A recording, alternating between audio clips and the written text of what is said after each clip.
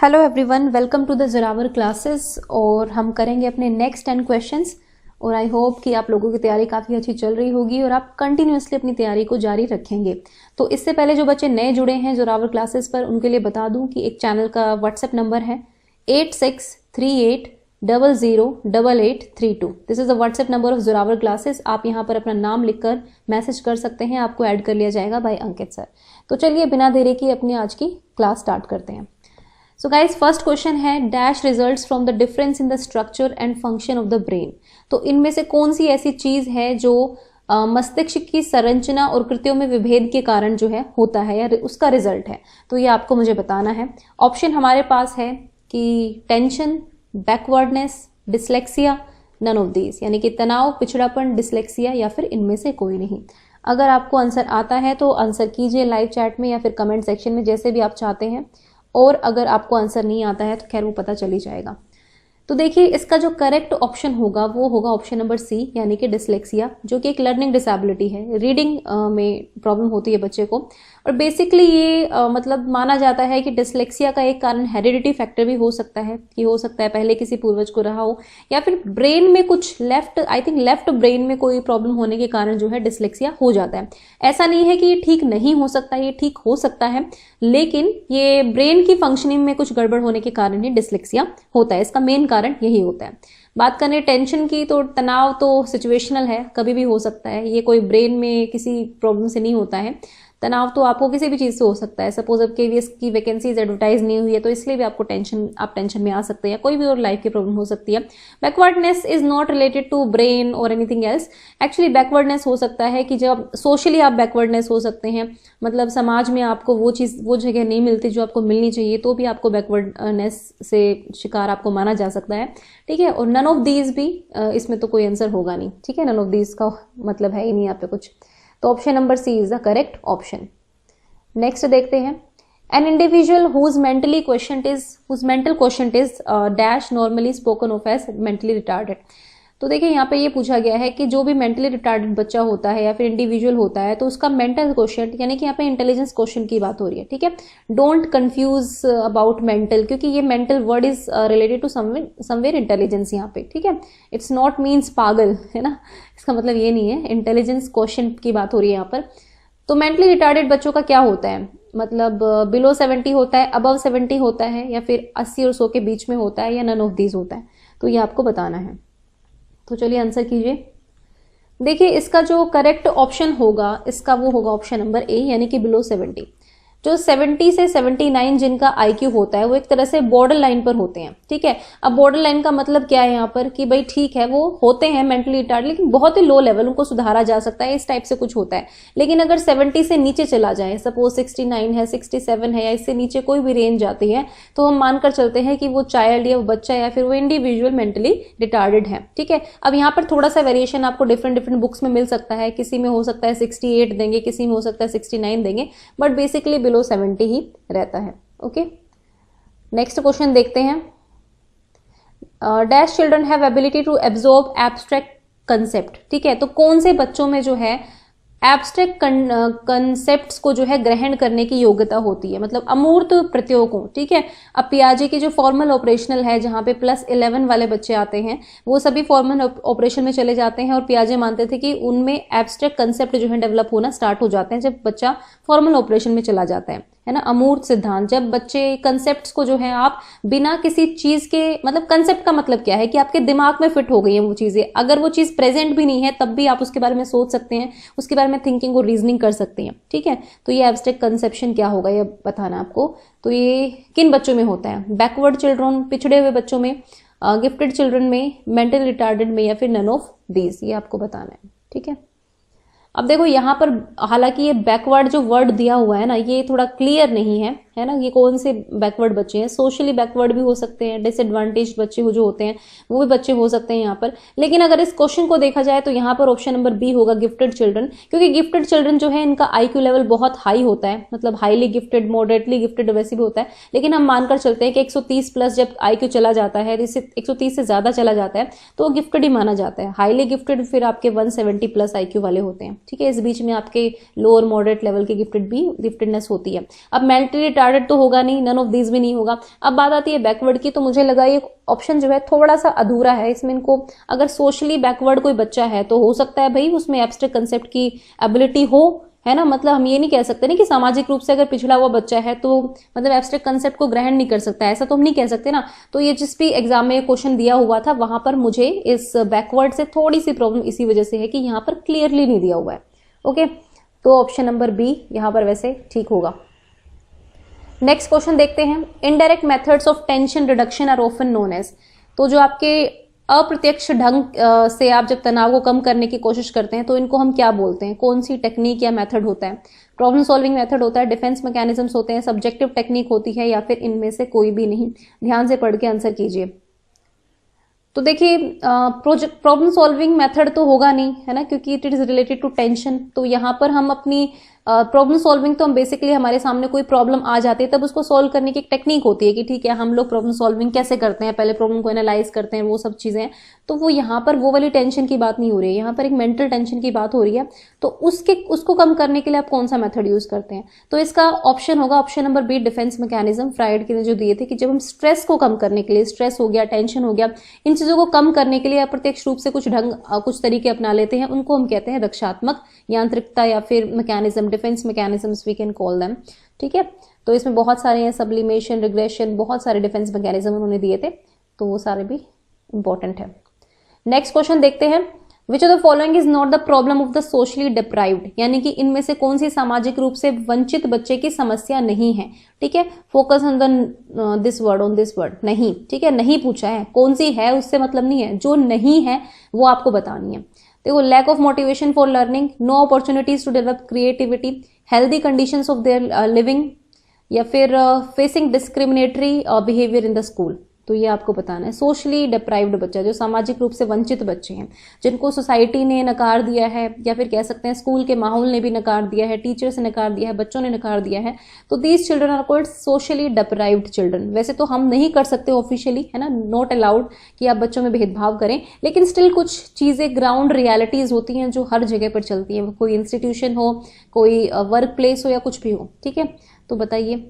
तो देखिए, lack of motivation for learning तो होता ही है, जब आपने उसको नकार ही दिया है, बच्चे को सामाजिक रूप से उसको पिछड़ा बना ही दिया है, तो मोटिवेशन की तो कमी होगी ही होगी। उसके बाद उसको क्रिएटिविटी डेवलप करने की अपॉर्चुनिटीज नहीं मिलती है। ऑब्वियसली जब बच्चा सामाजिक रूप से पिछड़ गया है तो उसको अपनी क्रिएटिविटी को निखारने के अवसर जो है उन बच्चों से कम मिलते हैं जो मतलब बिल्कुल नॉर्मल कह सकते हो, जिनके साथ कोई डिस्क्रिमिनेशन नहीं होता है, या जो बिल्कुल उसमें आते हैं कि भाई ठीक है ये बच्चे बहुत समाज में जिनको वैल्यू किया जाता है, तो उनसे तो कम ही अपॉर्चुनिटीज मिलेंगी, है ना। तो ये भी एक बैरियर तो है ही। अब healthy condition of their living, अगर आप हेल्दी कंडीशन देंगे तो ऑब्वियसली ये एक प्रॉब्लम नहीं होगी, ये एक अच्छी चीज है कि आप अगर हेल्दी कंडीशन दे पा रहे हैं। तो option number C is the correct option.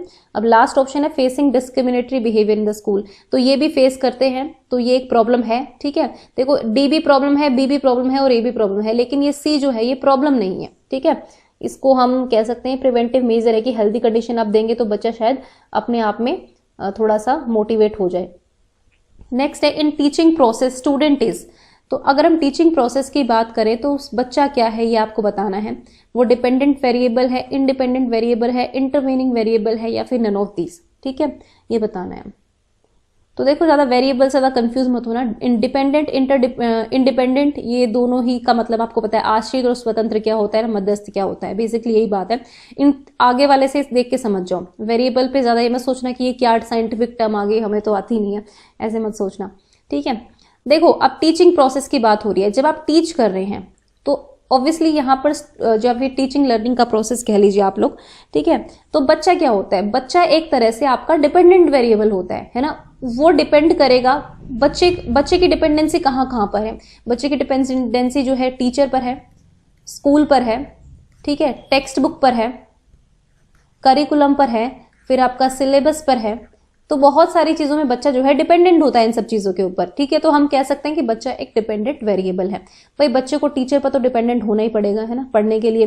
फिर स्कूल पर भी डिपेंडेंट होना होगा, उनके मैनेजमेंट पर। टेक्स्ट बुक सेंटर तो आपको पता, मतलब टेक्स्ट बुक का भी एक रोल होता ही है, तो डिपेंडेंट उन पर भी होना पड़ता है। मतलब बच्चा जो है स्वतंत्र रूप से कोई भी चीज नहीं कर सकता है, क्योंकि उसको बाउंड करना होता है, ठीक है। देखो अब हम ये नहीं कहेंगे कि उसको एक्टिविटी मेथड से नहीं पढ़ाना है, उसको मतलब प्ले वे मेथड से नहीं पढ़ाना है, उसको ऑटोनॉमी नहीं देनी है, यहाँ पर वो बात नहीं हो रही है। यहाँ पर पूरे प्रोसेस की बात हो रही है। और उसके बाद आपको वेरिएबल बताना है कि भाई ये किस तरह के वेरिएबल में आता है। अगर इनको हम साइंटिफिक टर्म्स में देखें तो the student is a dependent variable, वो डिपेंडेंट है कई फैक्टर्स पर, ठीक है, वो इंडिपेंडेंट नहीं आएगा, और इंटरवेनिंग तो होगा ही यहाँ पर, ठीक है। तो option number A is the correct option. तो ऐसे क्वेश्चन भी आ जाते हैं। Which of the following is not a type of evaluation, इनमें से कौन सा इवेल्युएशन का टाइप नहीं है, ये आपको बताना है, ठीक है। अब फॉर्मेटिव नॉर्म्स, फॉर्मेटिव, समेटिव या फिर सीसीई, ठीक है। कंटिन्यूअस एंड कॉम्प्रिहेंसिव इवेल्युएशन, तो this is the part of evaluation. Formative evaluation, summative evaluation, these are also the part of evaluation, but norms is not a part of evaluation. Norms are not part of evaluation. क्यों? क्योंकि ये तो norms है, standards, कुछ मानक आपने लगा दिए हैं। कोई मानक किसी भी चीज के हो सकते हैं ना, क्लासरूम बिहेवियर के भी हो सकते हैं मानक, किसी भी चीज के हो सकते हैं। आप हमेशा उनको इवेल्युएट करने के लिए नहीं स्थापित करते हैं, बट ये प्रॉपर इवेल्युएशन के तरीके हैं, टाइप कह सकते हैं, ठीक है। फॉर्मेटिव असेसमेंट होता है, समेटिव असेसमेंट होता है, बट ये इवेल्युएशन के अंदर ही आते हैं, okay. Evaluation is a broader term, लेकिन ये उसका पार्ट है। तो option number A is the correct option. Next देखते हैं, एनसीएफ 2005 लेज एम्फेसिस ऑन। भाई एनसीएफ का जो है पूरा बल किस पर देता है एनसीएफ? लर्निंग बाय डू पर, रोट मेथड पर, सॉल्विंग द प्रॉब्लम, या फिर ऑल ऑफ द अबव, ये आपको बताना है। तो बताइए क्या आंसर होगा। देखो रोट मेथड तो होगा ही नहीं, ये काट दो। अगर ये कट जाएगा तो आपका डी ऑप्शन भी कट जाएगा, कि उपरोक्त तो सभी भी नहीं आएंगे। अब ऑप्शन आपके सामने बचता है लर्निंग बाय डूइंग और सॉल्विंग द प्रॉब्लम, ठीक है। अब इस पर समस्या को हल करने पर, इससे कंफ्यूज मत होना, आंसर इसका ऑप्शन नंबर ए ही आएगा। जो लर्निंग बाय डूइंग है, इसको आप फर्स्ट चैप्टर ही पढ़ेंगे एनसीएफ का, तो उसमें भी कई बार इस चीज को लिखा हुआ है कि लर्निंग बाय डूइंग, कि बच्चा जो है करके सीखे, ना कि उस पर चीजें थोपी जाए, बच्चा खुद करे उस चीज को और तब सीखे, ठीक है। जो यशपाल कमेटी की रिपोर्ट थी, जिसमें हम कहते हैं लर्निंग विदाउट बर्डन वाली रिपोर्ट थी, उसके बारे में भी काफी जिक्र किया गया है। साथ ही साथ लर्निंग बाय डूइंग का भी बहुत बार जिक्र किया गया है, ठीक है। लेकिन solving the problem is a part of learning by doing, okay. तो ये अलग से इसको करने की, इसमें कंफ्यूज नहीं होना है कि दो ऑप्शन ऐसे आ गए, आपको बेस्ट ऑप्शन चूज करना है। तो option number A is the correct option. All of these तो हो ही नहीं सकता, क्योंकि रोट मेथड आता है, और रोट मेमोराइजेशन पर तो एनसीएफ का फोकस बिल्कुल भी नहीं है। नेक्स्ट देखते हैं, which of the following is the part of triangle of evaluation, ठीक है। ये बताना, sorry, is not the part of. देखा, मुझसे भी गलती हो गई। एग्जाम में यही गलती हमसे बहुत बार होती है कि हम नोट नहीं पढ़ते हैं। मतलब मैं अपना पर्सनल एक्सपीरियंस आपको बता रही हूँ कि इतने, मतलब डीएसएसबी का जब मैं एग्जाम देकर आई थी, तो मतलब और 3-4 नंबर ज्यादा आ सकते थे, है ना। उसमें नोट जो है वो, मैं कई क्वेश्चन ऐसे हुए जिसमें मैं नोट ना पढ़ के और बस फटाफट से आंसर करके आ गई। मतलब वो हो जाता है, क्योंकि जब एग्जाम पर बैठते हैं आप, तो एग्जाम में बहुत सारे प्रेशर होते हैं, और हम कई बार ना हेलुसिनेशन से हो जाते हैं, हमें यहाँ पे दिखाई नहीं देता कुछ भी, तो वाली बात है। तो चलिए देखते हैं। तो एजुकेशनल ऑब्जेक्टिव्स हैं, इवैल्यूएशन है, टीचिंग एक्सपीरियंसेस हैं, और लर्निंग एक्सपीरियंसेस हैं। तो आपको ये बताना है कि इवैल्यूएशन का इनमें से कौन सा पार्ट नहीं है, ठीक है। तो चलिए बताइए। तो देखिए, इसका जो करेक्ट ऑप्शन होगा, वैसे तो आपको लग रहा होगा सारे अजीब जी से है, तो वो ही है। तो option number C is the correct option. देखो, एजुकेशनल ऑब्जेक्टिव्स तो होते ही हैं, हमारे कुछ ऑब्जेक्टिव्स होते हैं और उनको हमें इवेल्युएट भी करना होता है। फिर इवेल्युएशन तो होगा ही होगा, क्योंकि इवेल्युएशन लिखा है। फिर लर्निंग एक्सपीरियंसेस जो है हमारे, कैसे लर्निंग एक्सपीरियंसेस हैं, उन एक्सपीरियंस का हमारा असेसमेंट होता है। अब बात आती है, टीचिंग एक्सपीरियंस का असेसमेंट नहीं होता है जब आप इवेल्युएट कर रहे होते हैं बच्चों को, ठीक है। टीचिंग एक्सपीरियंसेस तो अपने टीचर्स के होते हैं ना, उसमें स्टूडेंट का इवेल्युएशन कहाँ से आएगा। तो option number C is the correct option. आसान था वैसे, ज्यादा मुश्किल नहीं था क्वेश्चन। अब लास्ट क्वेश्चन पर चलते हैं।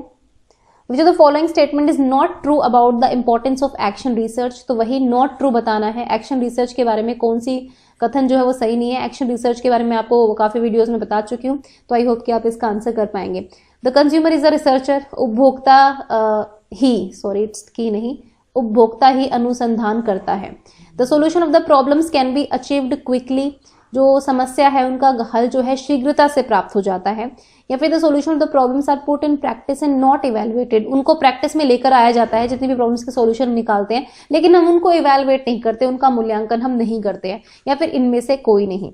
ठीक है, अब नॉट ट्रू बताना है। देखो, अब the consumer is the researcher, यहाँ पर उपभोक्ता जो है वही रिसर्चर है, ये बात सच है। सच कैसे है? सपोज आप टीचर हैं, ठीक है, आप क्या कर रहे हैं, आप यहाँ पर कि आपको एक्शन रिसर्च करनी है कि कोई समस्या आ रही है, ठीक है, आप ही उस, सपोज आपने एक टेस्ट लिया, वो एक कॉमन एग्जांपल मैं आपको स्कूल से हिसाब से समझाऊंगी कि आपने एक टेस्ट लिया, टेस्ट में बहुत सारे बच्चे फेल हो गया, फिर आप मैप रीडिंग स्किल्स सिखा रहे हैं बच्चों को, ठीक है। अब मैप रीडिंग स्किल्स में क्या हो रहा है कि आपने देखा कि कम से कम 40 बच्चों की क्लास है, लेकिन 5 बच्चे ही मैप के क्वेश्चंस कर पा रहे हैं, तो आप यहाँ पर कंफ्यूज हो गए कि कमी कहाँ पर है। तो आप क्या करेंगे, अपने जो स्किल्स है आपको सुधारने की जरूरत है, तो आप यहाँ पर एक्शन रिसर्च करेंगे कि मेरी प्रॉब्लम हो क्या रही है, बच्चों का रिस्पॉन्स लेंगे, उनका फीडबैक लेंगे कि उनको क्या समस्याएं आ रही हैं, अपने पढ़ाए हुए तरीके पर आप एकदम अप्लाई करेंगे कि हाँ भाई मैंने इस तरीके से पढ़ाया तो ये कितने बच्चों को समझ में आया, कितनों को नहीं आया, ठीक है। तो आप यहाँ पर एज ए कंज्यूमर भी हैं और आप ही यहाँ पर रिसर्चर भी हैं, तो आप खुद एक्शन रिसर्च करेंगे और खुद उसको अप्लाई करेंगे, तो you are also the consumer as well as the researcher, ठीक है।